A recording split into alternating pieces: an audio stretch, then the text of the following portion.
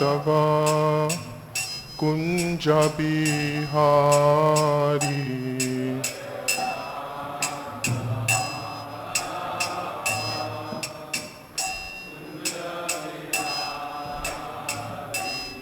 Jaya Radha Madhava Kunja Bihari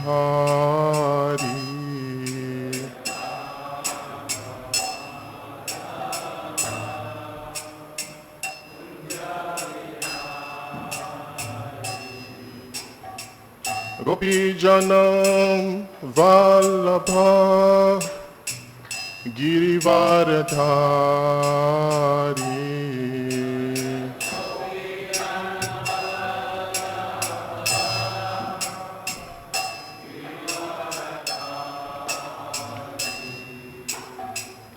Gopi Jana Vallabha Girivaradhari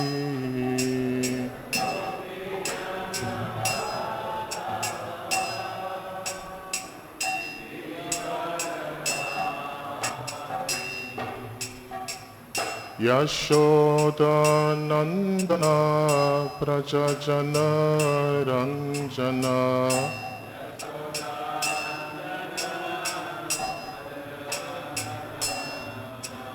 Yashoda Nandana Prajajana Ranjana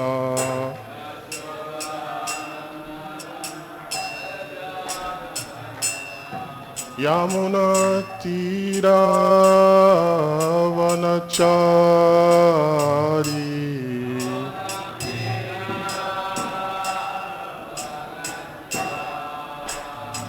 Yamuna Tira Vanachari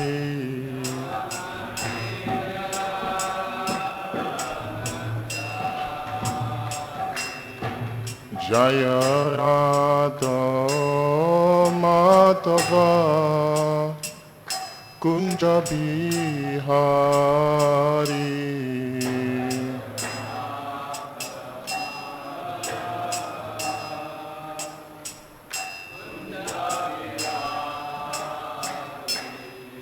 Jaya Radha Madhava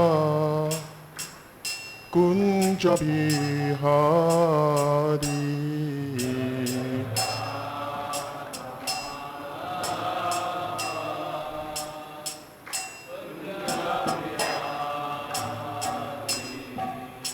Hare Krishna Hare Krishna Krishna Krishna Hare Hare Hare Rama Hare Rama Rama Rama Hare Hare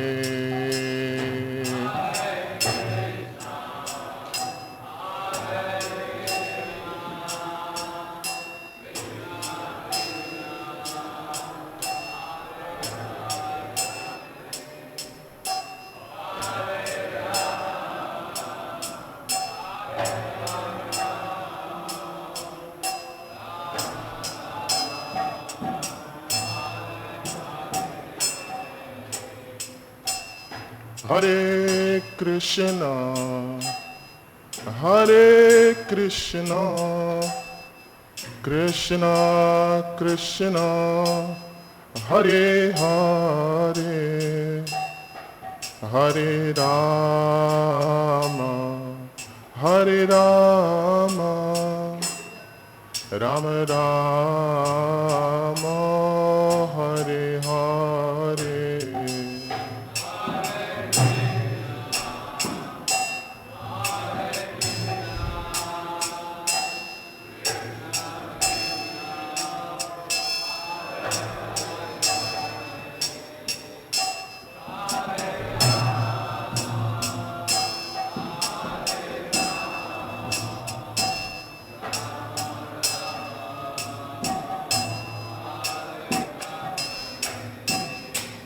Hare Krishna, Hare Krishna, Krishna Krishna, Hare Hare, Hare Rama, Hare Rama, Rama Rama, Hare Hare.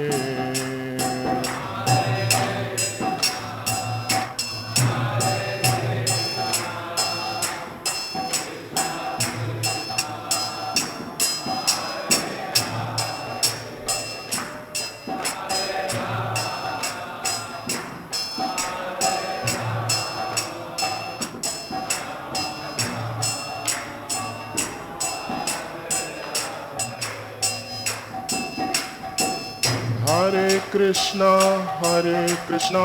Krishna Krishna, Hare Hare, Hare Rama, Rama Rama, Hare Hare.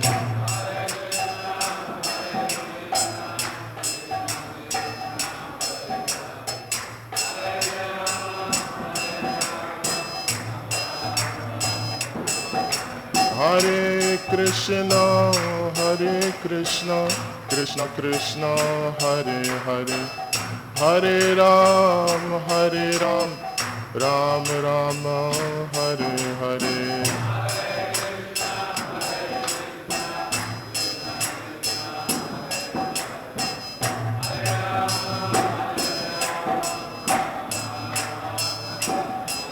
Hare Krishna, Krishna Krishna, Hare Hare, Hare Rama, Rama Rama, Hare Hare.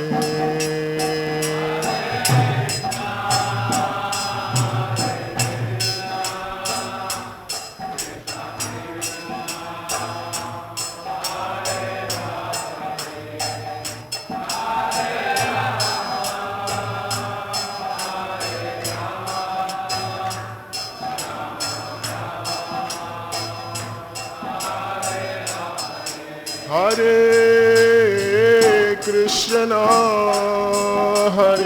Krishna, Krishna Krishna, Hare Hare, Hare Rama, Rama Rama, Hare Hare.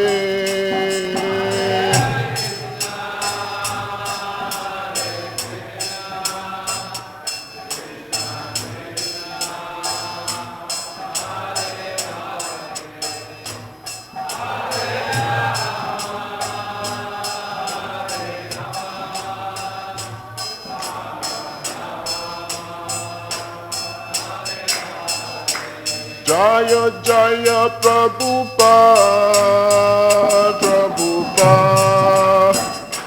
Prabhupada, Jaya Jaya Prabhupada.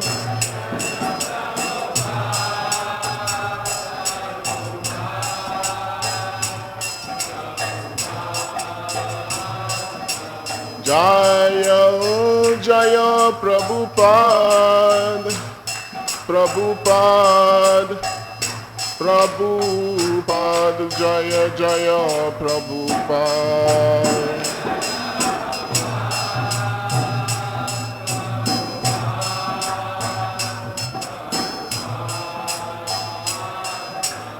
Nitai Gaura Hari Bol,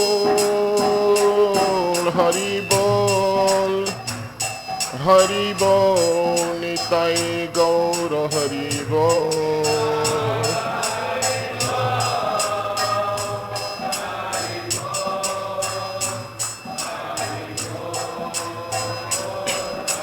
Nitai Gaura Hari Bol, Hari Bol, Hari Bol, Gaura Hari Bol.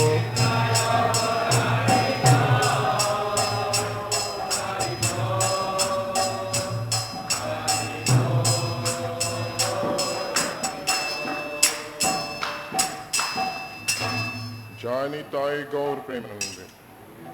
Jai Om Vishnupad Paramahamsa Parivrajacharya Astotra Sat Shishimad His Divine Loving Grace Srila A.C. Bhaktivedanta Swami Prabhupada Ki. Jai Om Vishnupad Paramahamsa Parivrajacharya Astotra Sat Shishimad His Divine Loving Grace Srila Bhakti Siddhanta Saraswati Goswami Maharaj Prabhupada Ki. Ananta Koti Vaishnava Vrinda Ki. Namacharya Srila Haridas Thakur Ki. प्रेम से कहो श्री कृष्ण चैतन्य प्रभु नित्यानंद श्री अद्वैत राधा शिवासदि गौर भक्त वृंद की श्री श्री राधा कृष्ण गोप गोपीनाथ श्यामकुंद राधा कुंगिरी गोवर्धन की ब्रजभूमि श्री वृंदावन धाम की श्री नवद्वीप धाम की पुरुषोत्तम क्षेत्र जगन्नाथपुरी धाम की समवेत भक्त वृंद की जय निताय गौर प्रेमानंदे oh glory Shri some devotees oh glory Shri some devotees Oh, glories to the assembled devotees. Oh, glories to the lotus feet of Sri Sri Guru and Sri Gauranga. Oh, glories to Srila Prabhupada.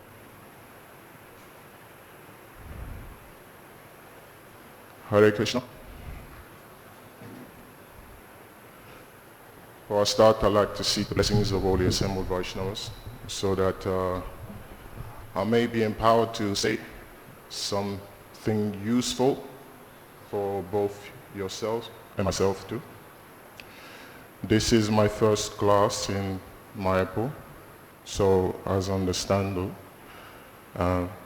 nerves are there. But service must go on, so we'll continue. But still, I'd like to seek your tolerance and understanding. If I do make any mistakes, please forgive me. There's a verse in Bhagavatam, 10th canto. Actually, this is Vishwanath Chakravarti Thakur's commentary on the 10th canto. And there's a verse there where he says that I've come here to the assembly of devotees posing as a merchant of jewels. And I'm sure the learned devotees will see right through my facade and know that I'm actually not a merchant of jewels. But I don't mind, because at least even if they laugh at me, I would have performed the pious activity of making devotees laugh.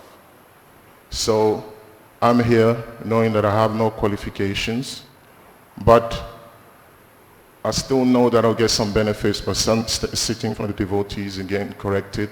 And even if I make the devotees laugh, I'll still get some pious credit. So thank you for giving me the opportunity to speak here today. So today's verse is the third verse of the first chapter of the 10th canto of Bhagavatam. Canto is entitled The Advent of Lord Krishna, Introduction. The chapter is entitled The Advent of Lord Krishna, Introduction.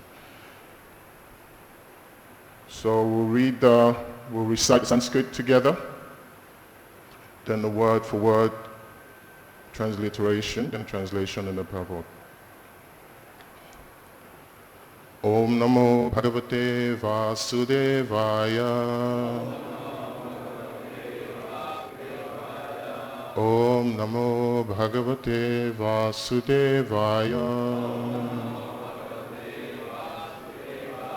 Om Namo Bhagavate Vasudevaya.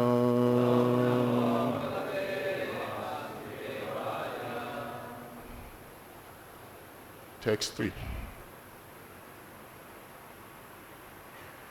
Avatiryayador Vamshe Bhagavan Bhuta Bhavanah Kritavan Yani Vishwatma Tani Novada Vistarat Avatiryayador Vamshe Bhagavan Bhuta Bhavana Kritavan Yadi Vishwatma Tani Novada Vistarat Avatiryayador Vamshe Bhagavan Bhuta Bhavana Kritavan Yani Vishwatma Tani no vada vistarat.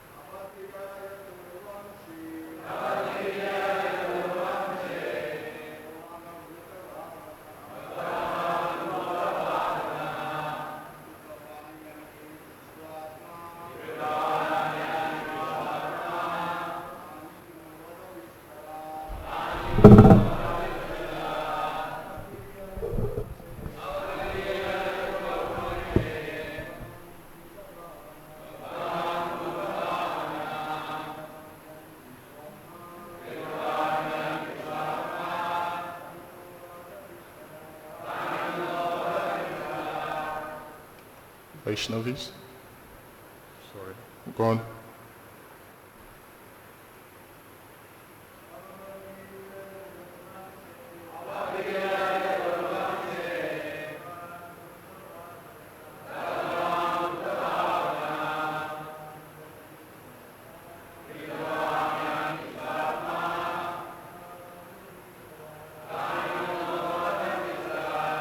Vaishnavis?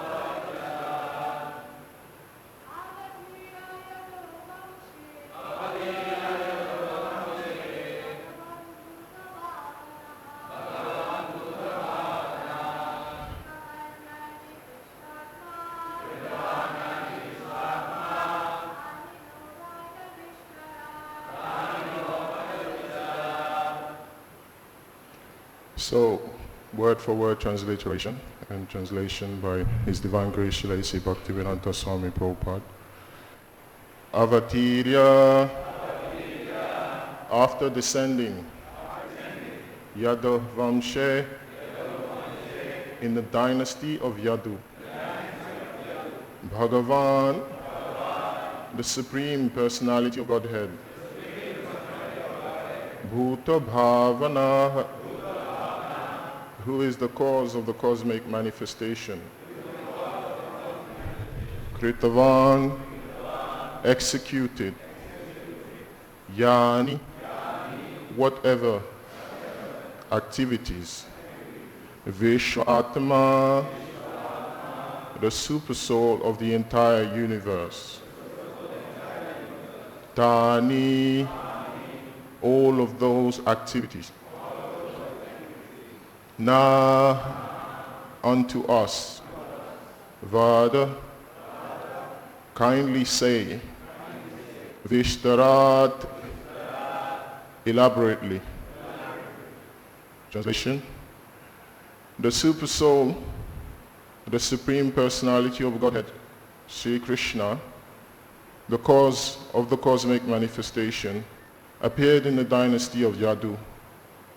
Please tell me elaborately about his glorious activities and character from the beginning to the end of his life. Purport by His Divine Grace Srila A.C. Bhaktivedanta Swami Prabhupada. Srila Prabhupada Ki.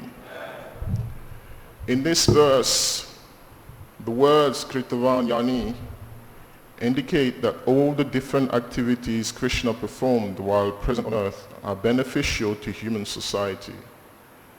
If religionists, philosophers, and people in general simply hear the activities of Krishna, they will be liberated.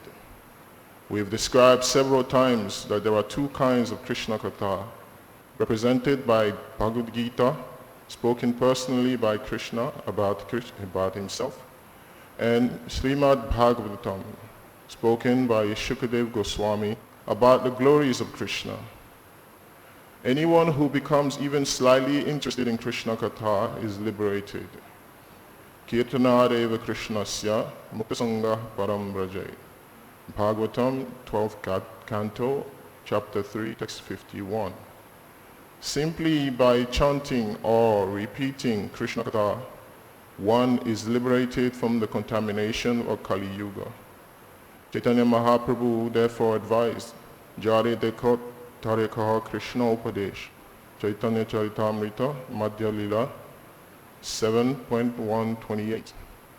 This is the mission of Krishna consciousness, to hear about Krishna and thus be liberated from material bondage. Srila Prabhupada ki.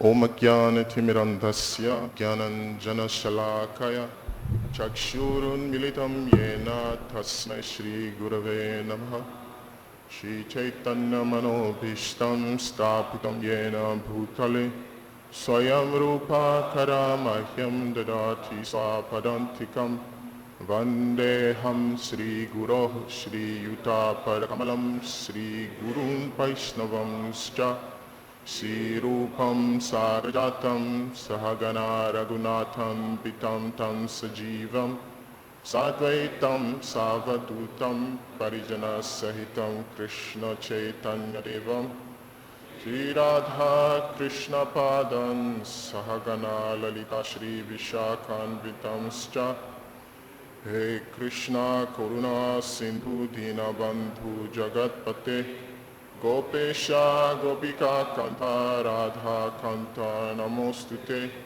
Tapta Kanchana Gorangi Radhe Vrindavaneshwari Rishabhanu Sute Devi Pranamami Hari Priye Vancha Kalpatarubhyasya Kripa Sindhubhya Evacha Patitanam Pavanebhyo Vaishnavebhyo Namo Namaha Jai Shri Krishna Chaitanya Prabhu Nityananda Shri Advaita Gadadhar Srivasadi Gaura Bhakta Vrinda Hare Krishna Krishna Krishna Hare Hare Hare Rama Rama Rama Hare Hare Hare Krishna.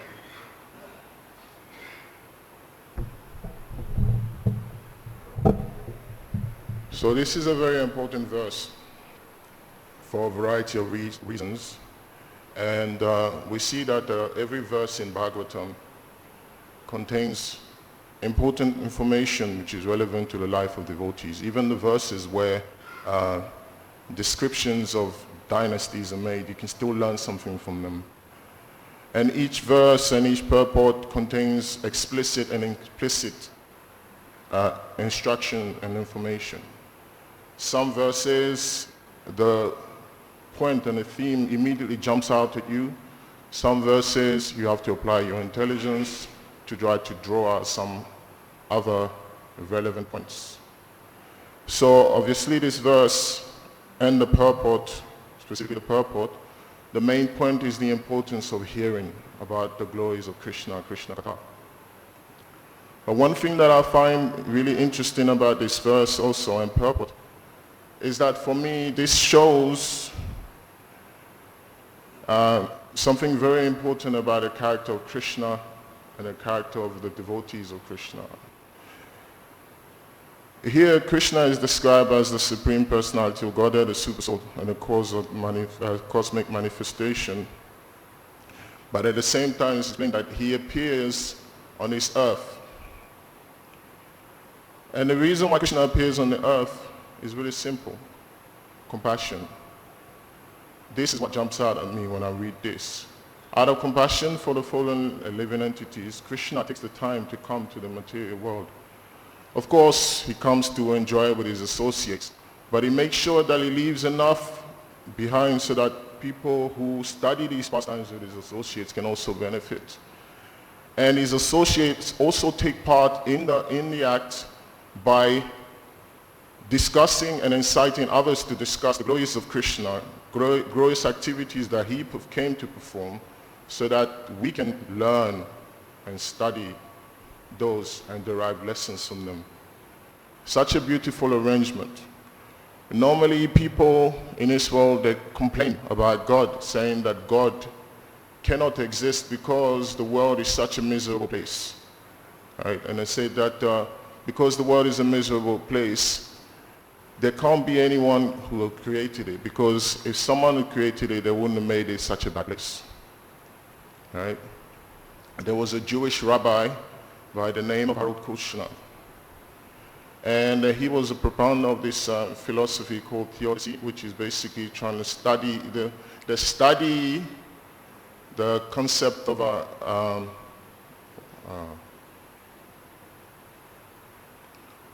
evil, right? Why does evil happen in the world? And he started studying this in depth because he had a son who suffered from a disease called Legaria, I believe. And this disease basically makes the person who's afflicted by the disease age at a much faster rate than the average person. So he had a son who was in his teenage, he was like 10 years old or something, and a preteen, and the boy got old so quickly that he ended up dying. And this Krishna could not handle the tragedy. And to try to find meaning in his tragedy, he came up with this theory that God must be all good, but he can't be all powerful. Because if God was all good and all powerful, God will make sure that no one in this world will suffer. Right? But we still see that there is suffering in the world. So he came to the understanding that that means that God is not all powerful, because he couldn't accept the fact that God would be all bad, couldn't be all good. And we know, of course, that this is a ridiculous notion, because you cannot have a God who is not all powerful, because that defeats the purpose of him being referred to as God. But this is a classic example of the length people go to deal with miserable experiences in this world. They create philosophies where they try to philosophically kill God. They cannot kill him practically, so philosophically they try to kill him by denying his existence and coming up with varieties of arguments. And one of the biggest arguments is that he lacks compassion. But when you study the Bhagavatam, you can see that the Lord is actually the most compassionate person, right? We understand that the reason why we came to this material world is because we tried to enjoy separately for Krishna. There are some people who ascribe to the other notion that we never came from the spiritual world, but that's another discussion. If you ascribe to the first notion that we came from the spiritual world to the material world, Prabhupada explains that the reason why we came is because we decided to turn our back from Krishna because we were feeling envious of Krishna. Now I want to ask you a question. If you had a friend who you spent many years with, right? You grew very affectionate with that friend, and you gave everything to that friend. Then one day that friend decided that they had enough of your company and they wanted to leave. How would you feel? One word. Devastated. Any other word? Frustrated. Disappointed. You are really nice people. I will be fuming. I'll be very angry. Because you've invested a lot of time and energy in the relationship, and then suddenly this person decides to turn their back on you. Now, imagine if the same friend who turns their back on you goes to another area and then starts to spread rumors and lies about you, and starts to tell people that you're a bad person, you were never actually a good friend. In fact, they left you because you were cheating them, you know? And to them, you're just as good as dead. How would you feel?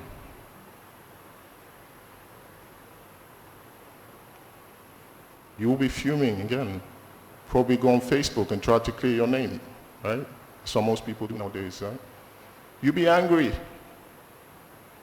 fuming, furious. Now imagine if that same friend came back to you after having done that and then asked you and said, hey, you know what happened that time, right? I was joking, you know, that it wasn't serious, right? You're actually my friend, right? How would you feel? Would you forgive them immediately, or how would you go about dealing with them?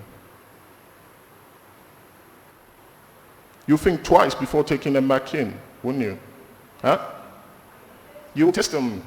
You think twice before taking them back in, because if this person could go to such an extent to like tarnish my reputation and call me bad names in front of my other friends and make me look like a bad person, and now they want to turn back around and tell me, okay, forget it, it's all water under the bridge, let's squash it, it's okay. I wouldn't be so quick to take them back in. But there is one person who, despite having done all these things to them, they still, again and again, take their friend back in. Who's that? Krishna. Right? We've turned our back from Krishna so many lifetimes ago. We decided to go it alone, try to do our own thing. Not only does Krishna let us go, it gives us a place where we can try to play his role, pretend to be him. It gives us the intelligence by which we can come up with arguments and points to make him look bad. And he tolerates again and again and again, life after life. He accompanies us within the heart as the super soul. This is the greatness of Krishna. Krishna is not just the greatest personality, he's not just the supreme personality of Godhead, he's the greatest friend. So when people sometimes out of ignorance misunderstand this, verses like this serve to establish this principle. He comes down to the material world.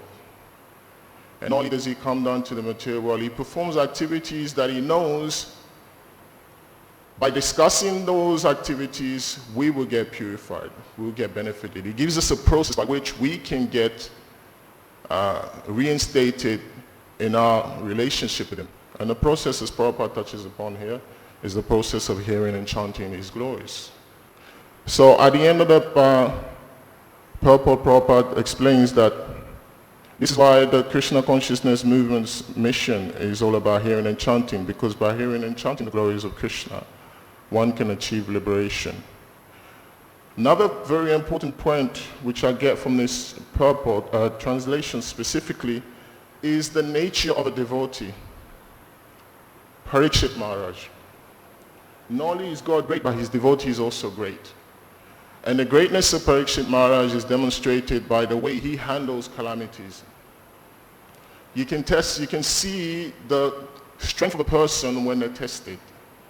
A lot of the time people are very comfortable and confident to present themselves as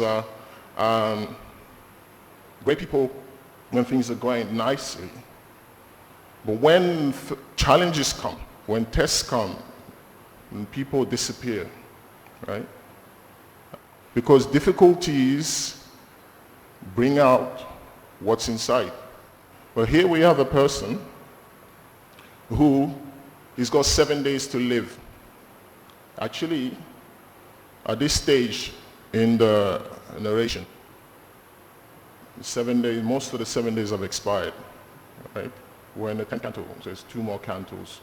10 cantos are gone. Right? So most of the 7 days have expired. So he's going to die soon. And he's the emperor of the world. He could do anything he wants he could try to use the resources available to him to try to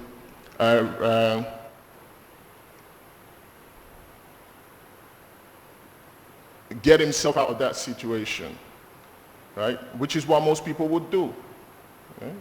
Most people nowadays don't want to die, and they'll go to extreme lengths to make sure they don't die, right? To the point where they will drink chemicals to make sure that they live longer, right? I was doing some research about some of the crazy things people did to try to achieve immortality. And it's really, really far out what some people did. There's a man who, he believed that chemicals from the scrotum of a guinea pig. You know what a guinea pig is? A guinea pig go around. You know what a scrotum is? The testicle area. So this man, he goes and he basically operates on a guinea pig and then takes some chemicals from the testicle area of the guinea pig and he absorbs it. And he does this regularly with the aim of achieving immortality because he believes that the chemicals have within them the potency to make you live longer. That's just one example.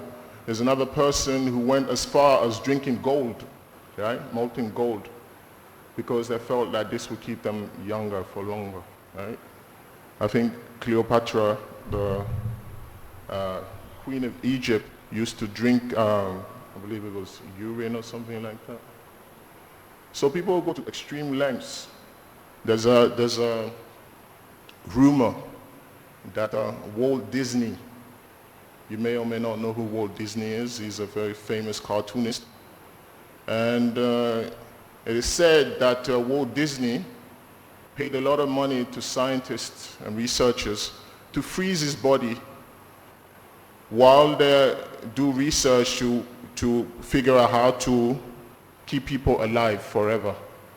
So I figured that if they keep my body frozen, then when technology is advanced to a point where they're able to keep people alive, then they can revive me. And I'll be the first recipient of this technology and then I can live forever. And the joke goes that while Walt Disney was in this state, frozen state, his family was bickering amongst themselves because the family fortune was being wasted on keeping him frozen, not keeping this machine going. And they were fighting, and then decided that enough is enough, this guy is crazy, let's just unplug the machine. So they said unplug the machine, and that was the end of Walt Disney. Don't know if this is true or not, but this again shows the extreme lengths people will go to stay alive. But in the material world, everybody dies. Bhagavatam explains it. You can't avoid it. Prabhupada explains that it's 100% death rate in the material world. That even Lord Brahma, who lives for trillions of years, he also dies. Hiranyakashipu went to extreme lengths, even further than the average human being. He also died. He was killed by the Lord. People cannot avoid dying. Because people are afraid of dying because they don't know what's lying ahead. Because as non-devotees, they've not invested, they've not done the research, they've not prepared themselves for what's lying ahead. So they fear the unknown, and they think that the way to remedy this is by coming up with different methods to avoid dying. But it's impossible, right? The key is to prepare oneself for death. And here we have an example of a person who has done that, and that's Parikshit Maharaj. And how has he done that? By spending time hearing about the glories of the Supreme Lord, right?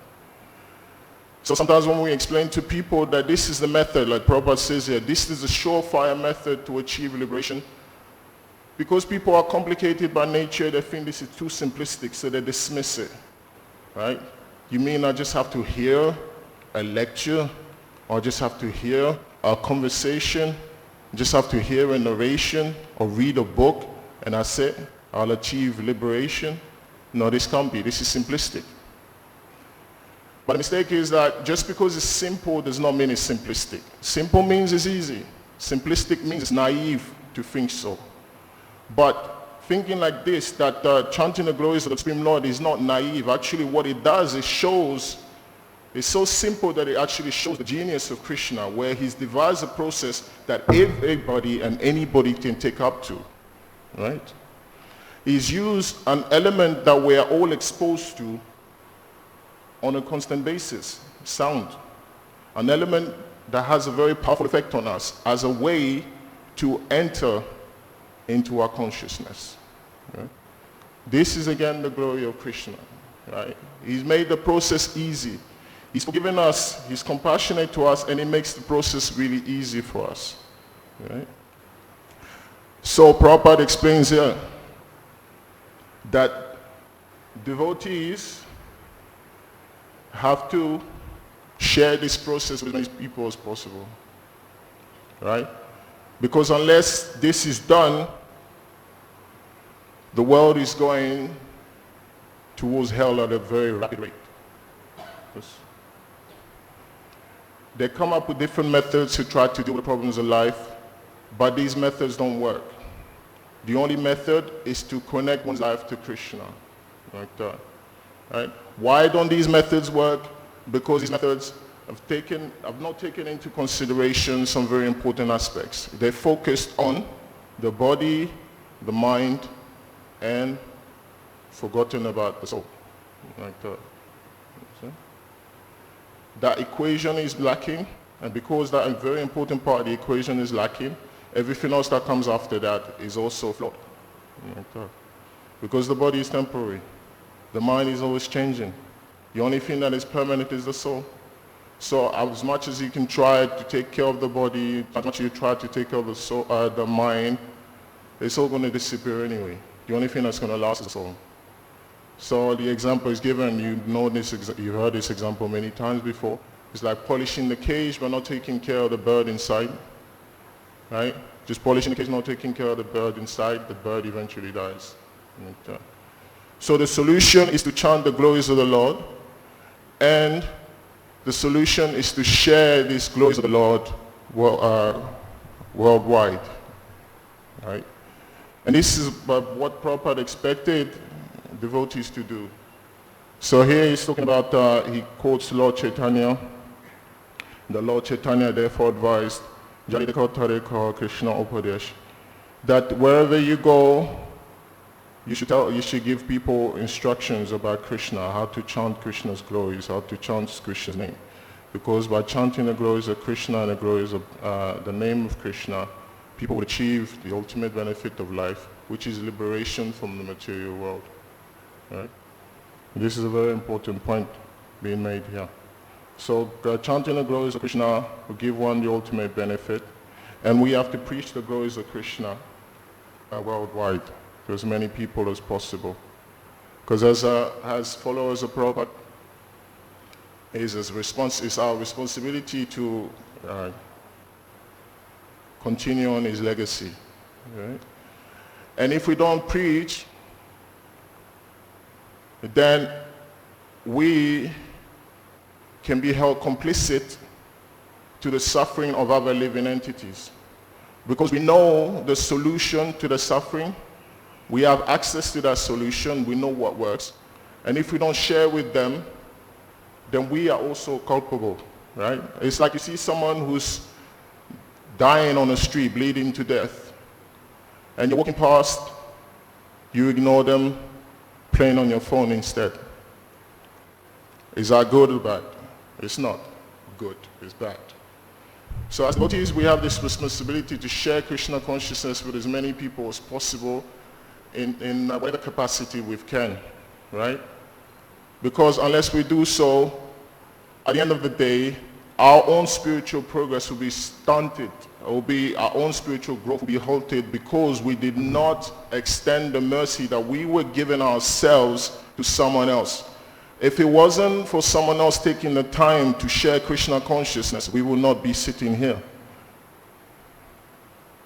Right? In Bhagavatam, we see that there is nobody who comes to Krishna consciousness without the association of devotees, even except maybe Lord Brahma. All the great devotees had association and instruction from another great devotee, Narad Muni, right? Vyasadeva, Dhruva Maharaj, Spiritual life does not begin until and unless one gets the association of devotees.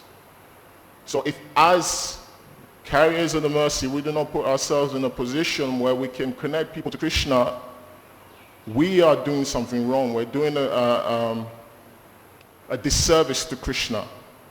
We are not fulfilling our obligation. And this can start to affect our own spiritual life because the mercy comes to the degree that you give it. Like that. We're a charitable organization on one level, it's gone. On one level, we're a charitable organization. And one of the criteria to qualify oneself as a charitable organization is that one has to do charity. And when the government or the local institution sees that you're performing charity, then they give more resources and they give you a status. The status as a charitable organization is solidified and you don't have to pay any taxes and you become tax exempt. But if you don't perform charity, you're no longer classified as a charitable organization, and then you have to follow the same rules as every other organization. So the same also applies to spiritual life. If we don't share Krishna consciousness with others, we really do not, it'll be difficult to make ourselves eligible for Krishna's mercy. Because it's supposed to flow, but we're keeping it to ourselves. This is another very important reason. For our own benefit, we have to preach to others. Because by preaching to others, we endear ourselves to Krishna, as Krishna explains in Bhagavad Gita, that he who shares knowledge with my devotees and with others is dear to me, and there's no one more dear to me than him. Right? So for our own benefit, we preach on one level so we can get the mercy of Krishna. On another level, by preaching, we're able to hold back the advancement of Kali Yuga, right? Because we are in the material world, we may be in our own little environment where we are getting association of devotees and getting the mercy of the devotees, but we're still within the material world. And this material world is going to hell at a rapid rate. And there's only us as individuals, members of the International Society for Krishna Consciousness, who can do something about it, because every other organization has completely missed the point. The non-devotees are the commies. They don't know what the goal of life is. They think the goal of life is to accumulate as many material resources as possible. The pseudo-spiritualists, they don't know what the goal of life is. In fact, they're much worse, because the commies, they don't know where they're going. But the Mayavadis, the pseudo-religionists, they're pretending that they know where people are going, where they should be going, and they're misguiding people. They're even worse. They're also confused. There is no one else but the Vaishnavas who can actually give the solution and guide people. So it is our responsibility, because if we don't, then Kali will progress in such a way that it will become difficult for us also to perform our devotional service. You know? Things are easier at the moment because it's the golden age, and the golden age is exemplified by the chanting of the holy name. Wherever the chanting of the holy name, and wherever the chanting of Krishna glories and the sharing of Krishna Katha is going on, that is the golden age. But if that stops happening, then there is no more any golden age, even within the golden age. It's interesting. So therefore, there's a great responsibility on us to share the process of Krishna consciousness with as many people as possible. Because we're indebted to Prabhupada, and there was nothing that pleased Prabhupada even more so than sharing Krishna consciousness, to the point that he took on so many difficulties at a very advanced age, where he crossed the ocean to go to a foreign country. In Bhaktivedanta manner, when we were trying to run, the devotees were fighting with the council to keep the temple open, because the temple was attracting such a big congregation. Because this was during a time when there was some conflict in Africa, and many of the Indian settlers in Africa were kicked out by some dictator called Idi Amin, and they had nowhere to take shelter, so they came to the UK. And they were religious people, so they were Hindus, so they needed a place to worship. And the best place they found was Bhaktivedanta Manor, because that was the biggest place in London at the time. But what was happening is that there were so many of them coming regularly, and the temple was sharing the gate with a village nearby, a small village, very quiet place. An English hamlet, they call it. Very peaceful place. You walk around, birds are chirping. And then suddenly they get all these Hindus coming out of nowhere with their big cars. Hindus means money. So Mercedes, beep, beep, beep, just wife and kids coming out, shouting, kids running. So you can understand Britishers were upset. So they complained to the council and said, let's close this temple. So the devotees were fighting to keep the temple open, which eventually they did manage to do so. But at that time, they hired a lawyer, solicitor, a very big solicitor, who used to work for, I believe he worked for the Queen, the QC, Queen's Council or whatever. Okay. So he was a big solicitor. And he was fairly old, and he came once to the temple to address the devotees. And as part of his work to try to help the devotees, he wanted to know a bit more about the devotees, so he was given Prabhupada Lilamrita to read as well. So one day he came to the temple, they arranged for him to address the devotees. And the first thing he said, you guys have no idea how great your spiritual master is. And the devotees, what do you mean? This is Prabhupada. We're giving our life to Prabhupada. You just turn up out of nowhere and you're telling us he's great. We don't know. He said, you have no idea how great your spiritual master is, what such a great personality is. I said, why? Because I know what it feels like to be old. When your bones are not working anymore, when they're creaking when you walk in and you want to sit down every 5 minutes because you can't stay standing for too long, when you're running out of breath, I know what it feels like. But I'm amazed that this gentleman, at such an advanced age, he left his country and came to a foreign place where he didn't know anybody, only because another person gave him an instruction to do so. Didn't even give him any resources, just an instruction. And he still took that instruction on board and he crossed the ocean to come and share this message with people he didn't know. People he didn't have any idea how they would respond. He came and did that. So I'm amazed. Such a great personality. Many people recognize the glories of Prabhupada because what Prabhupada did was amazing. Many people from other organizations also. They may find many faults with our organization because we ourselves are trying our best, but there's one person that they cannot find any fault with, and that's Prabhupada, because what Prabhupada did, no one had done before. Okay. So if Prabhupada did that, then what we need to do as devotees, we also need to share the message. So how do we do that? He's given the formula, very simple formula. Harinam Sankirtan, Krishna Katha, Prasadam distribution. A, B, C, D. Association, books, chanting, diet. And then when people are ready, give them E, engagement in devotional service. You make them join a Bhakta program or something like that. So there's a variety of ways in which we can share Krishna consciousness. It's just the desire has to be there. And if the desire is there, then Krishna gives the intelligence. There is actually no excuse. One does not need to be a great speaker, right? Because if you look at the preachers in our movement, they're not that great as speakers when you take into consideration some of the different skills and techniques people need in order to be able to deliver a message. But all they have is the desire to share the message. And because that desire is there, Krishna is empowering them to share that message also. Because they have that faith in a spiritual master. But even then, one does not need to give lectures.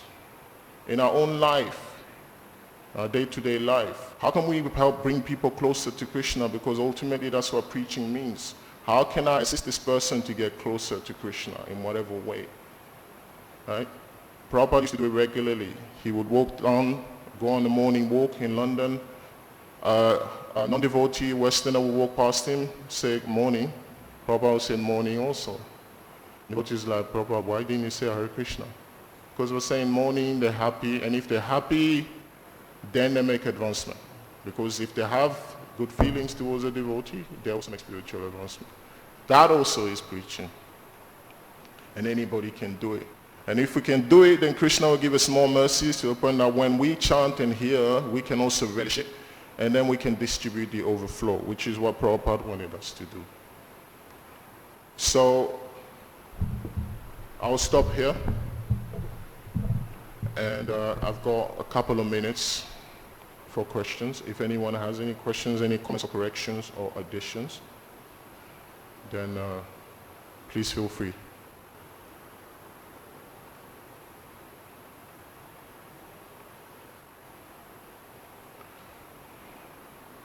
Hare Krishna. Yeah, Hare Krishna. Prabhu, generally we used to use the word karmis, karmis, karmis. So who are the karmis? In the human beings, everybody is having their own faith and they used to chant their own mantras. If that is the case, when the people do not turn up to Krishna consciousness, are we thinking that they are impious people? Sorry, can you repeat that? The last one? Can you repeat? Mataji is still here also, and I would like to hear again. Can you repeat that? So, again? We used to a word karmis, karmis, karmis. So people are used to chant with their own mantras, different mantras. So it means in everybody's God consciousness. Until suppose we think they do not turn up to Krishna consciousness, or we treat them as karmis. So your question is, if people don't take to Krishna consciousness, but they're practicing some other religious process, are they still classified as karmis? Yes. If the question is in response to me saying karmis, then I apologize. My intention was not to denigrate another group of people. I just want to make that clear. That's why I use the quote-unquote karmis. It's just a term that we sometimes use so that it's easier to differentiate what kind of person we're talking about. You know? There's karmis, there's jnanis, there's yogis, and then there's bhaktas. Right? And generally, non-devotees have a karmic mentality, which means that they're thinking about how to exploit the material energy and enjoy the resources of the material energy. So this is why I use that term. It wasn't done with the intention of insulting anybody.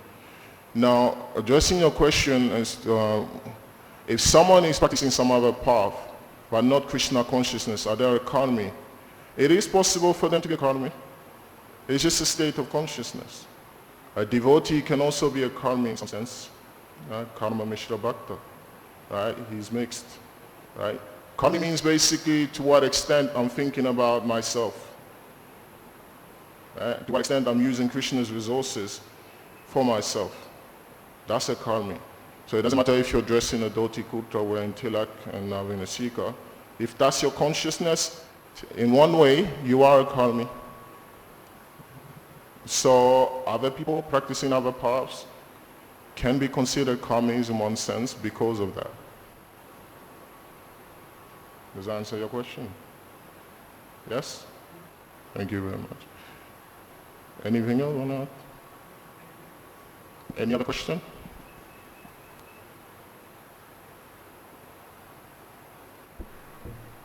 I'll stop here. Thank you very much. Thank you for tolerating, and hopefully I'll get another opportunity. If not, then I can say at least I gave class once in Mayapur. Thank you very much.